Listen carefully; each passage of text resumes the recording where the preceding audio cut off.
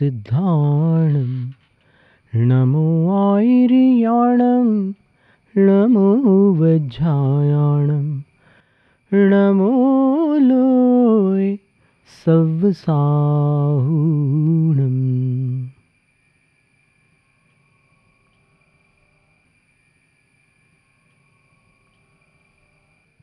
भारत की इस पवित्र भूमि पर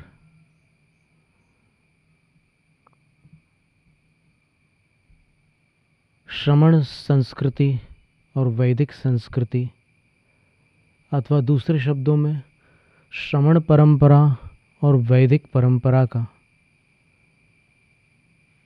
पुरातन काल से अस्तित्व रहा है।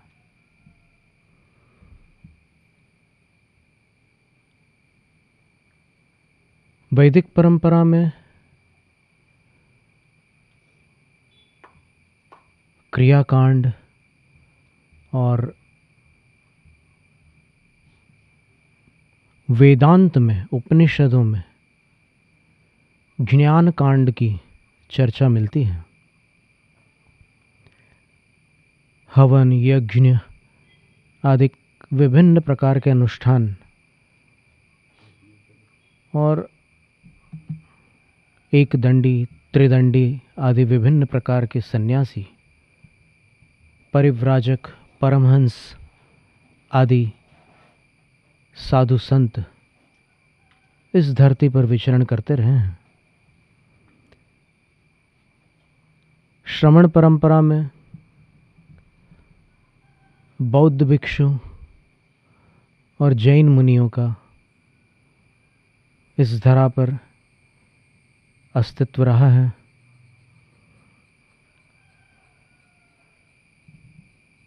वर्तमान युग में जहाँ चारों ओर विज्ञान के नए नए आविष्कार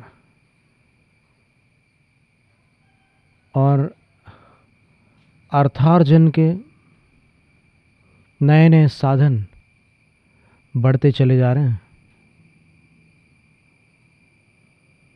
पिछली शताब्दी में अर्थात 20वीं शताब्दी में कुछ ऐसे महामना निर्ग्रंथ श्रमण हुए हैं जो अपनी अमिट छाप श्रद्धालुओं के बीच और अश्रद्धालुओं के बीच भी छोड़ गए हैं। एक आचार्य शांति सागर मुनिराज का नाम अत्यंत श्रद्धा से लिया जाता है।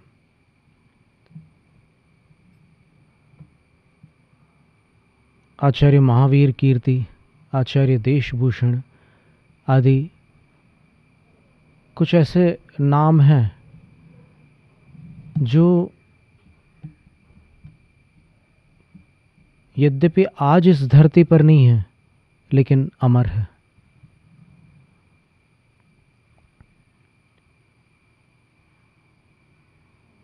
उन महान संतों में सिद्ध योगियों के रूप में जो इन्हें गिने नाम हैं, उनमें प्रधान नाम आचार्य विमल सागर महाराज श्री का आता है। आचार्य विमल सागर महाराज श्री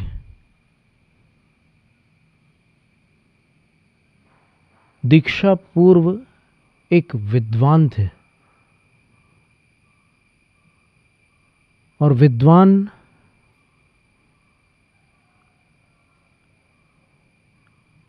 बड़ी कठिनाई से दीक्षा मार्ग को अंगीकार करता है।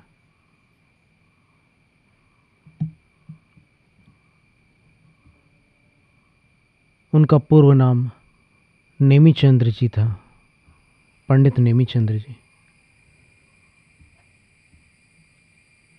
आगम के प्रति अटूट आस्था होने के कारण और आचार मार्ग पर दृढ़ विश्वास होने के कारण उन्होंने व्रतों को अंगीकार किया था और आचार्य श्री की एक श्रद्धांजलि सभा में स्वयं मुमुक्षु मंडल के नामी विद्वान डॉक्टर हुकमचंद भारिल जी ने एक घटना सुनाई थी कि आचार्य श्री अपनी पूर्व अवस्था में एक बार तीर्थ वंदना के लिए निकले।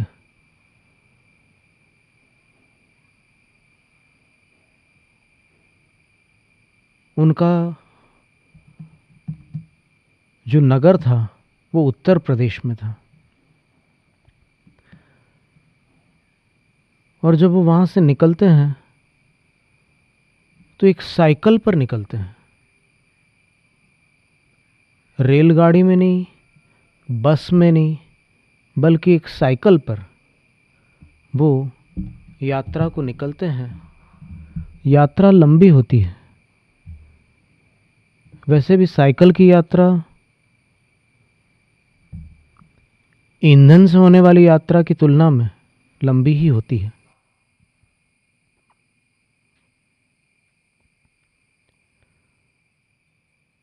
वो तीर्थराज संमेदाचल तक अक्षुण्ण यात्रा करते हैं, पर अपने नियम का पालन करने के लिए अपनी साइकिल में जिन प्रतिमा को साथ में लेकर के यात्रा करते हैं,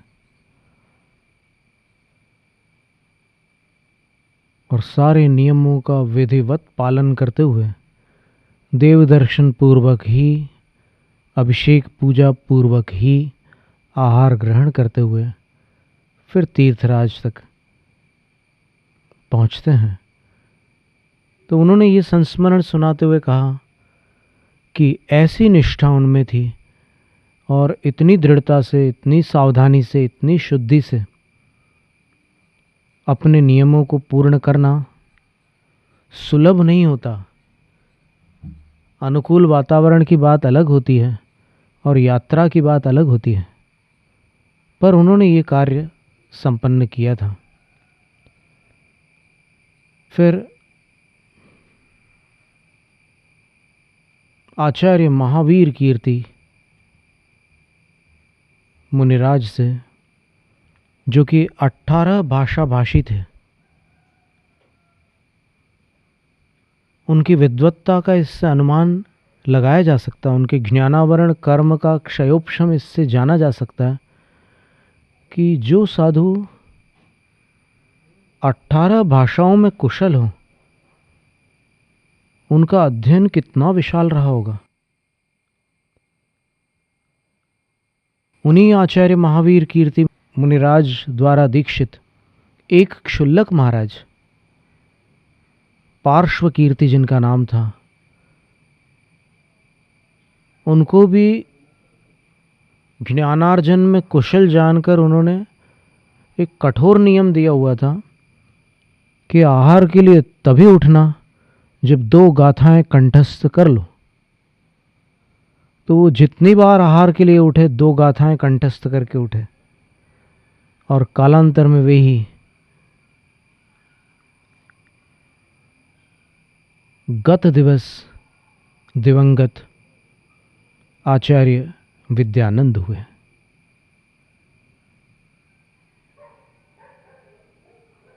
आचार्य विमल सागर महाराज श्री की तपस्या के विषय में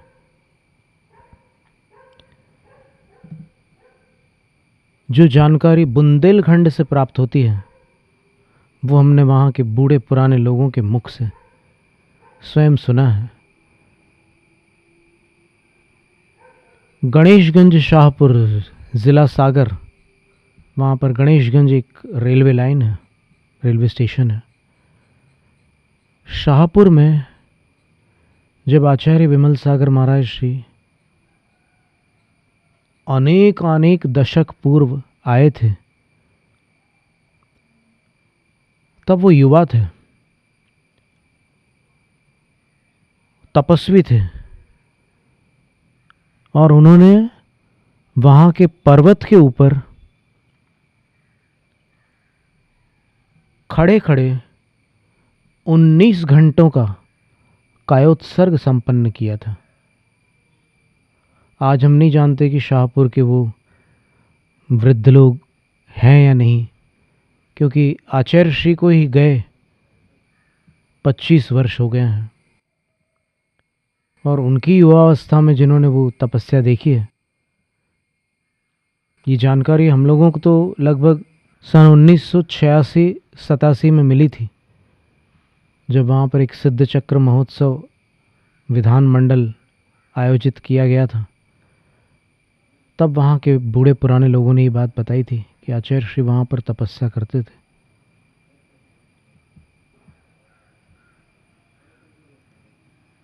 ध्यान प्रेमी साधु संसार में दुर्लभ होते हैं। तपः प्रेमी, अध्ययन प्रेमी, प्रभावना प्रेमी, भक्ति प्रेमी, परोपकार प्रेमी साधु मिलते हैं।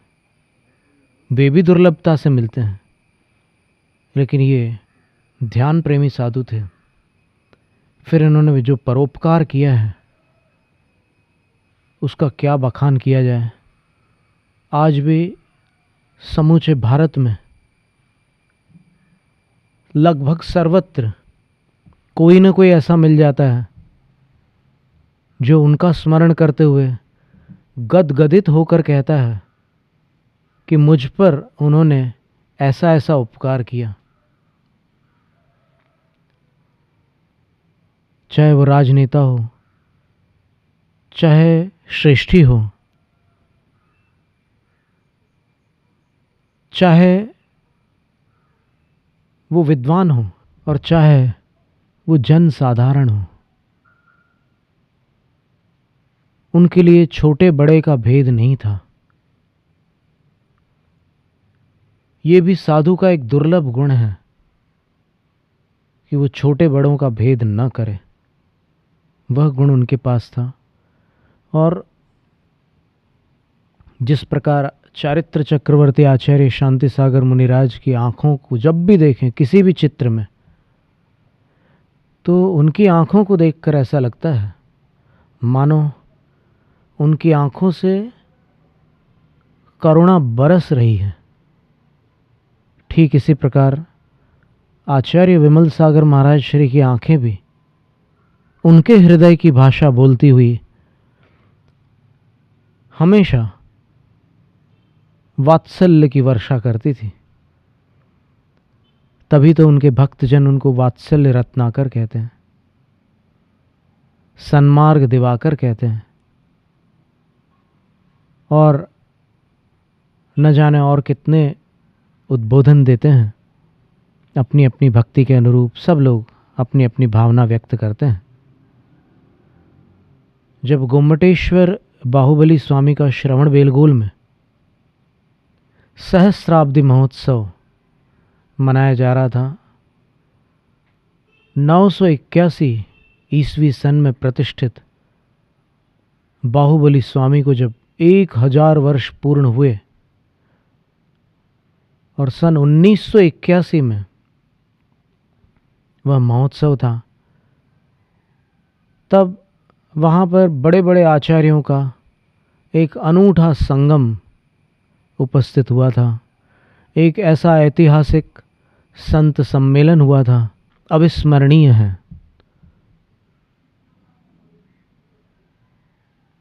वहाँ पर आचार्य विद्यानंद महाराज श्री, आचार्य विमल सागर महाराज श्री, आचार्य कुंथु सागर महाराज श्री आदि आदि ऐसे ऐसे नाम हैं जिनका स्मरण करके ही भक्तों के हृदय से भक्ति फूट पड़ती है और श्रद्धा उनके चरणों में नमस्कार के पुष्प अर्पित करने लग जाती है। उन महान संतों के सम्मेलन में वह कार्यक्रम संपन्न हुआ था और बड़ी भारी प्रभावना हुई थी। भट्टारक श्री स्वस्ति श्री चारुकीर्ति स्वामी जी ने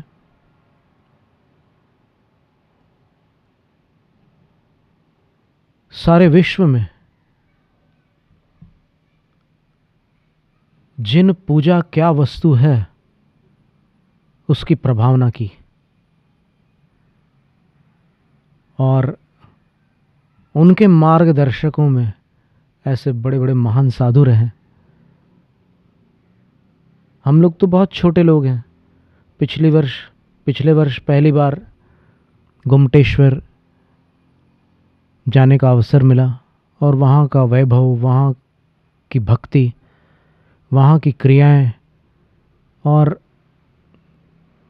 जो आगम में वर्णन पढ़ते थे वो जीवन में प्रथम बार आँखों से वहाँ देखने मिला।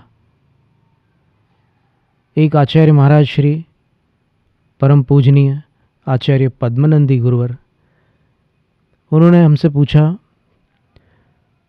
कि बाहर से आने वालों से हम हमेशा पूछते हैं कि आपकी अनुभूति कैसी है। हमसे उन्होंने पूछा कि आपको कैसा लगा, प्रथम बार आपने जीवन में ऐसा भक्ति महोत्सव देखा, आपको कैसा लगा।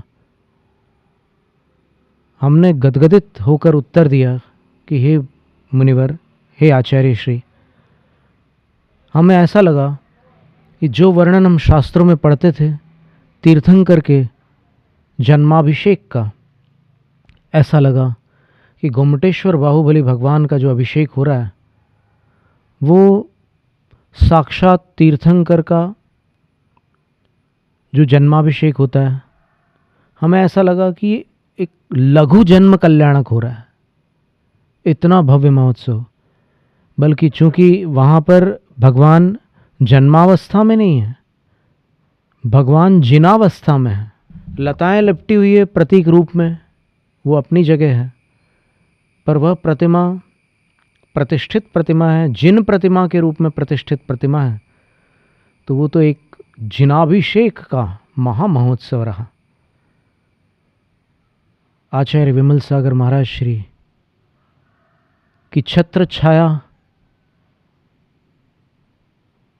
कोई भूल नहीं सकता।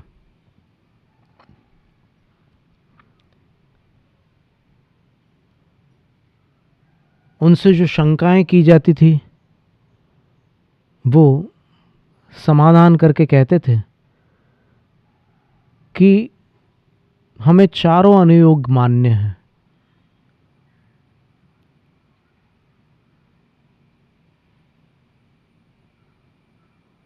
हमारे सामने कोई केवली अथवा श्रुत केवली नहीं है,